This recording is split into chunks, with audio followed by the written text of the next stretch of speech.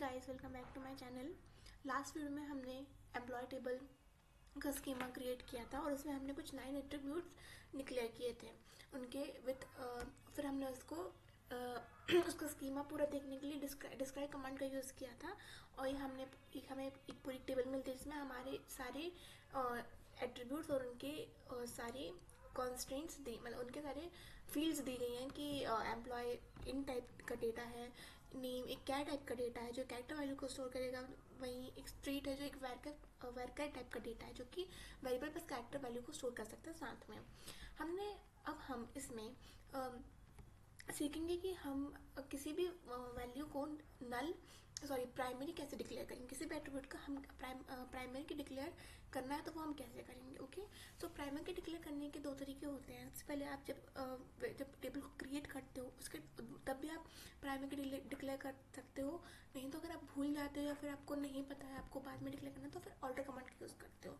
Yes, alter command का use करके, क्योंकि हमने सीखा था कि ऑल्टर कमांड का यूज़ करके हम टेबल के स्कीमा में चेंजेस करते हैं। ठीक है, तो स्कीमा में हम जो भी चेंज करते हैं हम ऑल्टर कमांड का यूज़ करेंगे। तो आज की वीडियो में हम सीखेंगे कि प्राइमरी की को कैसे डिक्लेयर किया जाता है टेबल में। तो सबसे पहले मैं आपको, क्योंकि टेबल बन चुकी है तो अब इसको फिर से बनाने का कोई मतलब नहीं है, तो मैं आपको ऑल्टर कमांड का यूज़ करके बताऊंगी कि इसमें प्राइमरी की कैसे डिक्लेयर की जाती है और फिर आपको सिंपल एक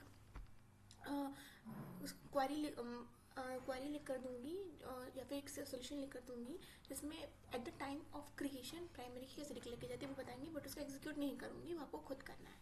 ठीक है, तो अभी टेबल बन चुकी है, हमें इसे ऑल्टर करना है। सबसे पहले हम लिखेंगे ऑल्टर टेबल नेम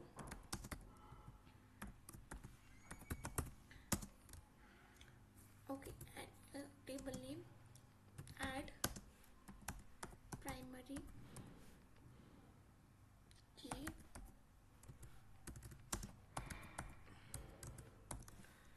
emp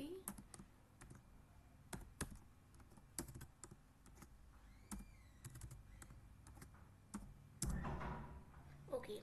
तो क्वारी ओके, रोज अफेक्टेड 0, तो अफेक्टेड एंड टाइम इतना लगा, वार्निंग 0। ओके, तो हमारी प्राइमरी की बन चुकी है emp id जो कि है हमारा फर्स्ट एट्रीब्यूट। हम इसको फिर से चेक कर लेते हैं। डिस्क्राइब emp डेटा, या देखिए अब हमारी टेबल बिल्कुल मॉडिफाई हो चुकी है और यहाँ पे हमने जैसे कि emp id को हमने नल वैल्यू यहाँ पे शो कर रहा था यस, तो वहाँ पे अब वो शो कर रहा है नो। और प्राइमरी की कौन सी की में लेगा यहाँ प्राइमरी की, और डिफ़ॉल्ट में अभी भी नल है। ठीक है, तो इससे हमने सीखा कि हम एज अ प्राइमरी की कैसे डिक्लेयर कर सकते हैं किसी भी एट्रीब्यूट को। अब मैं आपको बताती हूँ, ये तो हुआ कि after insertion alter command use करके अब हम क्रिएट कमांड का यूज़ करके भी at the time of creation primary key declare कर सकते हैं। तो जैसे आपको एक सिंपल आपको एग्जांपल देती हूँ। Create table emp data emp